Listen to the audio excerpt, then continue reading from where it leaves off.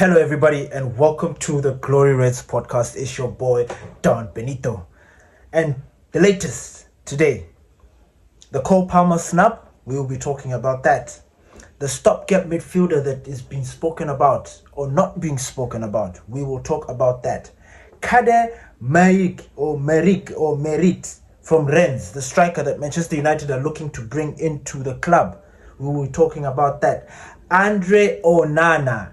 I thought we would not be speaking about this guy, but he is back. So we will be talking about that. We will also be talking about Manchester United's 5 next fixtures. And just to add some little spice, there's this topic that I wanted to talk about. The Carrick managerial dilemma. And without further ado, ladies and gentlemen, let's jump into it. So, first things first, Cole Palmer. Yes, Cole Palmer has set everything on fire, especially for some Manchester United fans, including myself. I was very excited. I still am excited. And I'm not even going to ignore this story because there is always truth to certain stories. The people that were delivering this story are very credible journalists. And I do not think, for a lot of seasoned people, I do not think that there is no smoke without fire. Is it fire without smoke? Smoke without fire, right? Yeah, one of those. And this Cole Palmer stinks of that. Now, obviously, the coach for Chelsea has come out and shut down all the rumors and called them fake news. But guys, we need to remember that this transfer talk, how it works. This is an old tactic from back in the days. If you just want to save face, when you want to protect your player and not cause any kind of disrepute or disruption to your team or cause the other players to think otherwise, and then you disturb the harmony in the team. So it is correct. It is right for the gaffer to come out and then say, look, this Cole Palmer story is fake. He's happy. He's untouchable. He is, all these words. And I was just thinking, I read the story, I listened to him, and I'm like, you know what? I'm not very convinced. I'm not convinced that you're telling us the truth. I'm not convinced that Cole Palmer is happy in London. I'm not convinced. I'm not 100% convinced. I think I will only be convinced if Palmer himself shuts down the rumors. You know what I'm saying? Like if he comes out in one of these Tribune articles or these interviews or England International when he's been asked, hey, so what is this story about you and Manchester United? And then he shuts it down and says, look, I'm playing for Chelsea. But even then, you need to listen to the words that he will say. There are some times where the story is behind the story. And I feel with this Cole Palmer, there is a huge story behind that. I am convinced that this guy is actually upset. Not upset, but he's homesick. I think he wants to come back to Manchester. I do. And I'm going to hold on to that until further notice. But obviously, we have to go with what everybody else is saying, especially what the manager, and say, okay, fair. It is your right. You have to come out and say that Cole Palmer is happy at London and he will do everything because you want to protect your team. I will accept that. But there is a big story. I call it the true Hollywood story behind this Cole Palmer rumor that has sparked interest around Manchester United fans, around Manchester. I truly believe that there's something in there. We will just have to wait and see. Time will tell. That's basically what I'll say. The next thing that I wanted to talk about is Manchester United's hierarchy. They have been deliberating and trying to figure out if they want to bring in a new player. The transfer window is about to end. It's about to close. I think today's the 29th. How many days are there in January? 31, right? 31st, the transfer window closes. That's in 2 days. So after that, there will be no business whatsoever. We're going to have to wait for anything. If we are going to sign anybody else, it's going to be in the summer. And these guys have promised us that in the summer, they are going to make big signings. So we are expecting to see those big signings. But as of now, I don't know why these stories keep coming up, because it leaves Manchester United fans in limbo. Because some think that there will be something that will happen, and then some that are just convinced that it's not going to happen. So who is correct? What should we do as United fans? Should we just sit there and think to ourselves, no, these guys are not going to bring anything, and then they bring somebody, and then we'll be like, it's just disrupting. Why not communicate it clearly to the fans that, look, we are not doing any business. There's no one that is coming in this January. We're not planning on doing it. Michael Carrick is going to have to work with what he's got, and that's it. Shut it down and stop these rumors. Stop getting linked. If you're getting linked, why don't you shut down these rumors? Just like the Chelsea guy shutting down the Cole Palmer situation. Why doesn't Manchester United shut down situations? It is so annoying, because it's almost as if they us fans are children. It's like they're communicating with kids that will not understand what is going on. And that is one of my biggest frustrations with this club. The lack of transparency, the lack of communication. They sit there in their high horse, act like they know football, but there's absolutely dololo. They're just riding a wave and just hoping for the best. Fingers crossed. But anyway, as usual, Manchester United has been linked with the striker, which makes no sense, because when you listen to the story, it is because Patrick Dogu is injured. He's out for 10 weeks. And I was thinking to myself, but Dogu is a winger, full back, left back, wing back. Why are we getting a striker? Why are we linked with a striker? This same striker is linked to Al Hilal. Now, the only reason why I think that this story is, I don't want to say credible or true, is because of the price tag on this boy. The price tag is 30 M's, 30 million euros, not pounds, euros. So I'm assuming that Manchester United think they can do something in there. But we are stacked for strikers. This kid, if he's doing well in Rennes, then the French league, let him be. Because when it comes to Manchester United, he's going to enjoy the bench so well, it is going to be disgusting. I don't know what the plan is. So you see, it's another one of those stories that makes no sense. Patrick Dogu is injured. Instead of replacing with a winger, you're going to buy a striker. And we have got strikers. We have got people that can play in that position. We have got Benjamin Sesko, who is our pure striker at the moment. And then now, because he's eating bench, there's Brian Mbeumo, there's Mateus Cunha, who are occupying, that can do the job there. So why are we being linked with a 19-year-old who we know all well and good that this kid, because of his age, is going to chow the warmest bench on earth? Why are we being linked to it? Why are they not shutting this story down? Do you see where I'm going with this? This is our hierarchy. These are the people that are supposed to take us to the promised land. They are making some very bizarre, very strange purchases. They've been doing it for years. Even before them, the Glazers, they've been doing this kind of thing.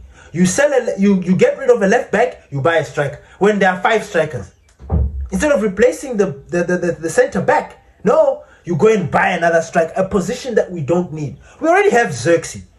Nobody is going anywhere. Roma have not yet. There are 2 days left. 2 days left. Xerxes has been linked to Roma since before this transfer window opened. What have they been doing? There's strong links. He's not going anywhere. So why are we trying to get this 19-year-old when we've got Xerxes? Why? And you're correlating the story with Dogu because Dogu is injured. Are you kidding me? Honestly, look, I'm happy for Dogu, and I'm not gonna continue being that hater that I've always been. But be real. Get real. Are you telling me that we cannot field in more players to fit in Dogu's position? Why are we acting like Dogu was the Ballon? I know we call him Ballon Dogu, but why are we making him look like he was prime Messi or freaking prime Ribéry or I don't know why? Prime Gareth Bale? Why? Like we cannot replace.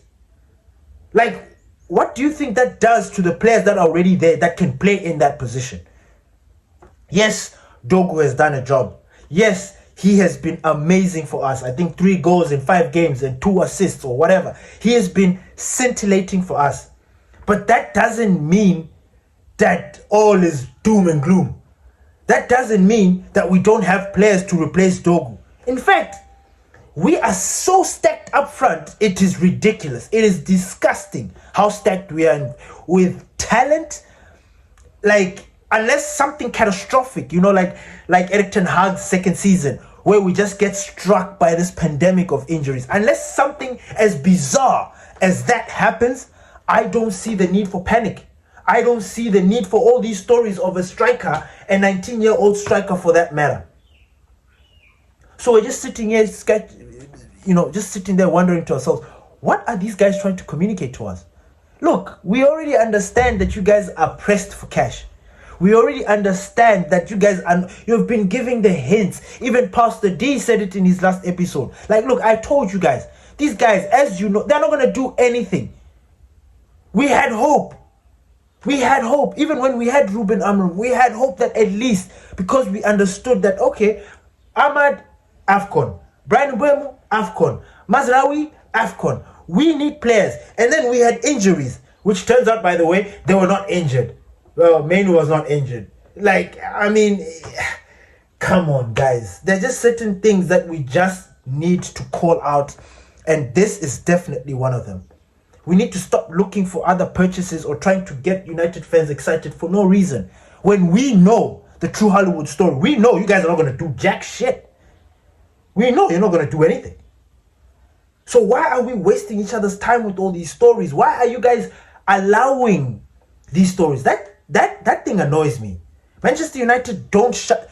I guess maybe that because we're a big club and it is normal for us, but it's annoying. It's annoying for Manchester United fans, especially us seasoned fans. It's really annoying because we want the team to be bolstered. You know what I'm saying? We are sitting in a very good position right now. 4th Champions League spot. If everything goes according to plan, we should be in Europe next season. That 100M that they so desperately want, it will come to you. But you need to make certain sacrifices. You need to inject some money to bolster the team. Injuries. Man, an injury, it just takes 1 second for you to be out for the rest of the season. 1 second. Now, if we have one of our most trusted players, God forbid, touch wood, that happens, what are we going to do? What are we going to do? We missed out on the January transfer window because of what? So I'll leave that with you guys. Do you guys think that this story is bollocks or just one of those stories that, it's annoying. For me, it's annoying. The next person I want to talk about is Andre Onana. When I saw the story that Andre Onana and his camp are talking to the representatives of Inter Milan because they are trying to organize or orchestrate a return back to Inter Milan, I was like, huh. And then they added Manchester United to that. And I thought to myself, wait. That loan deal, it was explained to us very clearly that team, whatever it's called,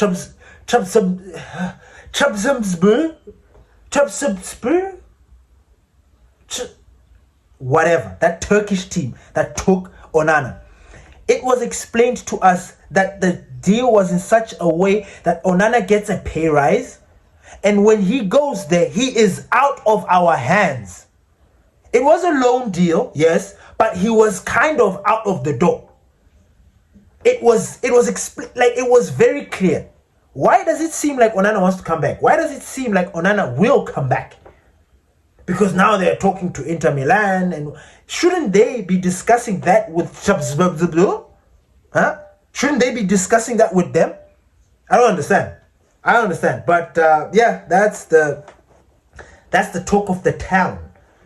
Onana and his representatives are orchestrating an Inter Milan return.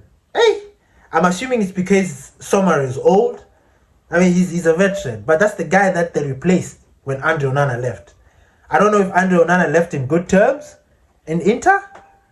I don't know. But all the best to him. We do not want to see his face at Old Trafford. We don't even want him to represent us in the Carabao or the FA Cup. Like, that is how deep this goes. You know, I love Erik ten Hag, but one of the biggest flops that he did was Andre Onana. I never supported it, but you support it because he's your team, he's your player. You got to, you know, you have to. But nah, getting rid of David De Gea for Onana was one of the biggest fumbles in football, like in recent times for Manchester United. I swear, one of the biggest fumbles, and we have paid dearly for it. Because man, do you remember when David De Gea, when the team was having a shit season, and he is like, I'm not having a shit season. I don't care what you guys do, but I'm going to do my job, and I'm going to do it well. And he did it. Shut down. Became a wall for us in a very poor season. There is a reason why David De Gea has got 4 Sir Matt Busby trophies. 4! There was a reason. That guy was immense. He was impeccable. He was marvelous. And we just threw him like that. I'm actually happy that the club, because we played Fiorentina, was it pre-season. I'm happy he got the welcome and the send-off that he deserved. I was truly, truly happy because he is one player that deserved it. You know, we stopped doing testimonials. Remember those? Testimonial. Michael Carrick had a testimonial. Waza had a testimonial. You know, we used to have those things. You know, to celebrate loyalty, people that have done amazing things for the club. We used to do that. And anyway, that's a story for another day. Now, I wanted to talk about Manchester United's next 5 fixtures. Because, hey man, with the football that we've been playing of recent times, I am so confident. And I could be wrong.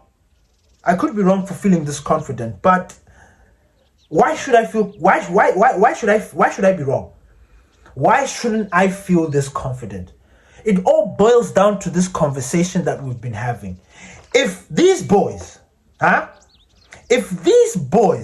go out there and fumble against these teams, then I think we need to start having a very serious, deep, mature conversation about our players.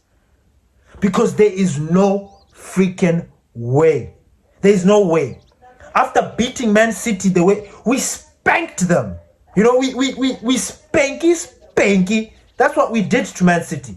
And then Arsenal, I mean, they tried to, but we also spanky move. And we did it playing good football, constructive football, tactically sound football. It wasn't rushed. It wasn't, we are parking the bus and then hitting people on the counter-attack. Nah, we were in it, duking it out with the opposition, battling out, brawling with them. That's what we were doing. So I see no reason for me to not feel the confidence that I'm feeling. And you too. Like, if you are confident in Manchester United right now, you should say it with your chest. If they disappoint us, if I hear a United fan complain and go after Carrick, I will haunt you in your sleep. I swear. I will haunt you in your sleep. Because as far as I'm concerned, Michael Carrick and his tactics are all sound. As far as I'm concerned, everything that is happening tactically in our team, it is I don't want to say it's perfect because we can make a few alterations there and there. We need more games and more wins to actually believe that our tactics are working. And then we also need a good challenge against another team that's going to make our tactics, like strain it, like put it under pressure and see if it bends or buckles or not. If we remain sound and we continue to win, then you know that this tactic is strong. And look, you can argue and say that Man City were not themselves. Their defensive unit is lacking. They've got injuries galore, blah, blah, blah. You could give that. You could say that. But everything else about that game, we spanked them. Then you come to Arsenal. They did everything that they could. Their tactics, their corners, all the disruptions, this thing of crowding the box during a corner, trying to disrupt the goalkeeper. They did everything in their power to destabilize us, to get their goals, their scrappy goals, and yet we beat them. Which means that the boys are on a different level. So I do not expect them to capitulate or to lower their standards. That's where the confidence is coming. I am not expecting them to lose to a lesser side than those two teams. I am not. Which is why I'm thinking to myself, our boy with the afro, it's time. Kina, go. It's almost time for you, boy. You're about to go bold, my friend. So we will see how that goes. But I'm looking at these fixtures and I'm just smiling. I'm doing one of those, because we've got Fulham next at home at Old Trafford. I mean, guys, Fulham have tried to be a pain in the ass. They have, but I do not see how we don't smack these guys and remind them who we are, especially after how we've been playing. So for me, that is 3 points. And then you move to Tottenham Hotspur. Yeah, they've been doing well in the Champions League. Oh, they did well in the Champions League. They've qualified, I guess. I'm not too sure. Anyway, I just need to fact check that. But in the Premier League, and they have been causing us little problem. I'm seeing 3 points at home. I'm seeing 3 points. Then we move on to West Ham. West Ham have been, they've been annoying. A pebble in our shoe. We're playing them away. I remember, was it Eric Ten Hag that got sacked because of that, or what? Was it a West Ham game where, they were just, there was a West Ham game that they beat us last minute, penalty. Wow, we've been having issues with West Ham. I don't expect issues this time. I expect to smack these guys 3. So that's 3 points. Bam, 9. Everton, this season they've been good, but I don't see how we don't smack them. I don't. They've tried, but I see 3 points. 12. Crystal Palace, we've beaten them already once. We are going to smack them at home. We beat them at their home. Remember the 3-4-3, the battle of the 3-4-3? Oliver Glasner and Ruben Amorim. Battle of the systems, whose system comes up on top, and we absolutely dominated that game, hands down. 3-4-3, we beat them fair and square. Now they're facing a Manchester United side that is just on fire. No more 3-4-3.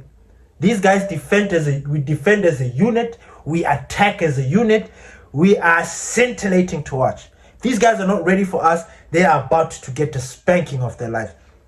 So I see 3 points. So in total, I'm seeing 15 points. Cry me a river. Call me pompous Benito. Call me arrogant Benito, all you want. But I'm expecting 15 points from these games. I'm expecting our boy to shave his head. And I'm expecting these 15 points, which will take us to 53 points. I don't care what that does to Aston Villa. I don't care what that does to Man City. I don't care what that does to Arsenal. We just need these 15 points for ourselves. And why should we not? Everybody else that's around us are playing in other competitions. We are not. The top 3 above us are in the Champions League. They're probably playing FA Cup. I think Arsenal's playing in the Carabao Cup and the FA Cup and the Champions League. They're in it all. Man City, FA Cup. I think also in the Carabao? I don't know. I don't care. But they're all playing competitions. We are not. We have got only 1 game a week until the end of the season. Meaning that that thing that I spoke about of us not being in Europe and this being the reason, this should prove it. They should not, I'm not expecting these guys to be heavy, feel some type of way. They've got no excuses whatsoever. No excuses. We are fresh. So I am expecting 15 points from this situation. I'm sorry. 15 points, that's it. 15 points. And they know it. The boys know it. Otherwise, we need to start talking and discussing, because I would be upset, because I'll be like, oh, okay, so you guys only want the big games to shine. But when it comes to the games that matter, that are actually going to put us in a very good place, in the Champions League spot that you so desperately want, you don't want to do the job. I will cuss their bloodlines, I swear. So that is what I'm expecting. Moving on. The last but not least topic that I wanted to talk about, Michael Carrick's managerial dilemma. Look, a lot of people have got this fear about Michael Carrick, and I understand it. And we need him to go until the end of the season to judge what he does. He's been given half the season to change the team, to fix the problems, and to qualify for the Champions League. I think he needs to be judged by what he does until the end of the season. And that's fair and good. But in these 2 games that we've played, if you are thinking that we are playing under this feel-good factor, you're probably right. You're probably thinking to myself, hey, we've seen the story with Ole Gunnar Solskjaer. We've seen it. Ole was that guy, man. He brought the good factor and everything was good. Hey, and we went and smacked teams. But I think people are confusing the two. Because even though you see there's a certain bounce in our step, a little pep in our step, in the way we are playing football, tactically, there are 2 different beasts. Ole Gunnar Solskjaer, I am sorry to say this, but he relied on counter-attacking football. Don't confuse what Michael Carrick is doing right now as counter-attacking football. It is a lie. It is not. We defend compactly. We distribute. Everybody is fighting for each other. These guys understand their positions. We have got our front 4 that rotates and confuses the devil so badly that people think that, this could be that counter-attack. With Ole, we used to sit back, and we relied on the brilliance of Marcus Rashford, Mason Greenwood, Anthony Martial, Anthony Martial. We had a front 3 that was so deadly that by the end of that season, our front 3 had scored more goals than Mo Salah, Sadio Mane, and Bobby Firmino. That was the counter-attacking football that was there. And then we had Bruno in behind that was also contributing to those goals and assists. We were really playing counter-attacking football. The players would come at us, we would sit, defend, and launch those beasts to go out for. Rashford was on another level. Mason Greenwood, you all know how I love that boy. Our ambidextrous play. He was just anywhere near that 18 area box is a goal. Anything in that is a goal. Tony Martial was also just come back from injury, firing on all cylinders. It was so good. What we are seeing now is completely different. You are seeing Michael Carrick with a strategy. You've seen how many times I've complained, why is Dogu playing? Only for him to bring Mateus Cunha in and Mateus Cunha to actually put the last nail in the coffin. You know what I'm saying? This is a thought out process. It is not something that is just being thrown out there and allowing the boys to do things as they want. Now people are confused. A lot of people are like, give Carrick the job. Some people are like, no, let's wait. Some people are like, nah, even if Carrick qualifies, we still need a top manager at the end of the season. So I'm going to leave this one with you, my people, the viewers. What do you think about Carrick Ball? What do you think? Do you think this is a fluke? Or are you waiting to see more results in order for you to see the evidence or to conclude and give yourself and say, you know what? Carrick is actually doing the business. Or by the 2 games that we've played, because I've already spotted it. I've already spotted it. Some people might say, it's too early, but I've already spotted it. Now, the only people that can completely shatter this dream or this ideology or this fantasy that we're going through or this feel-good factor that we're going through right now, the only people that can burst our bubble are the players. We've seen it plenty of times. Ruben Amorim experienced it. Erik ten Hag experienced it. Ole experienced it when he was given the job. Jose Mourinho has experienced it. A lot of the managers, Ralf Rangnick has experienced it. A lot of the managers that have taken over Manchester United have experienced the flip of these players when they're not feeling like it. We have seen a top quality team like Liverpool or Arsenal or Chelsea or Man City when they were title contenders or leading. There are certain games where you can see that it is difficult, yet they win. Or they come up with a draw. You know, they don't allow themselves to lose. That kind of mentality is something that we are still yet to see at Manchester. Forget these two hypes. These two games that we've played have been good. They've been amazing. They've been scintillating. But we have not seen these guys stressed enough to the point where we see them like, you know what? That was a scrappy game and we still came out on top. I've seen that with Liverpool. When they were title chargers, when they were last season, I saw it. Man City, I've seen it for the past, I don't know how many seasons they've been winning the Premier League. Chelsea, I've seen it. Arsenal, I was kind of seeing it, but we all know that they've played their dirty tricks. You know, but, you know, there are some games where they are also not in a very good place. And you can sense that these guys might lose. Then they don't lose. They equalize. And then they get that last minute win. We need that. We need mentality monsters in this team. And like I said, the fact that we are playing one game a week, there is no excuse for these boys. We cannot feel sorry for these boys. So if we lose and we can see that these boys couldn't give a damn about this game, then we need to dish out the criticism to them. They need to see our frustration towards them, that look, you guys, we were praising you when you're doing well, but today you guys cocked this thing up, you know. So it's just one of those situations. Thank you everybody for listening to the Glory Reds podcast. Peace.